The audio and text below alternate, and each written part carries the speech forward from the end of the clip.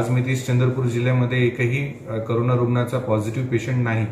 मात्र आपल्या जिल्ह्यामध्ये मोठ्या संख्येने इतर जिल्ह्यांमधून नागरिक आलेले आहेत, त्यामुळे आपल्याला खूप काळजी घेणं अत्यंत आवश्यक आहे। याचा भाग म्हणून आपण गेल्या शनिवारपासून जिल्ह्यामध्ये कलम 144 लागू केलेला आहे। त्यामुळे कुठेही 5 पेक्षा अधिक व्यक्तींनी एकत्र येण्यावर बंदी आहे। तसेच कुठल्याही पद्धतीच्या कार्यक्रमांवर बंदी आहे।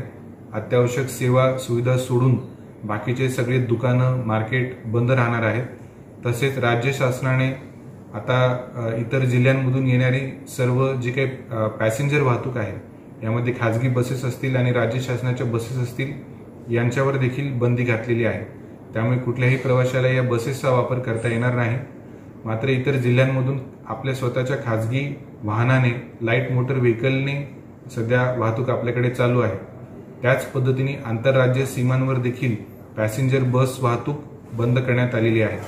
तसेच केंद्र शासनाच्या आदेशाने 31 मार्च पर्यंत पॅसेंजर रेल्वे वाहतूक देखील बंद करण्यात आलेली आहे। एकंदरीतच प्रवाशांना आता बसने किंवा रेल्वेने कुठेही जाता येता येणार नाही।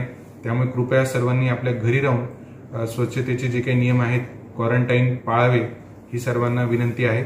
यामध्ये जो काही माल वाहतूक आहे ती रेल्वेची आणि ट्रकची चालू राहणार आहे, याची पण सर्वांनी नोंद घ्यावी।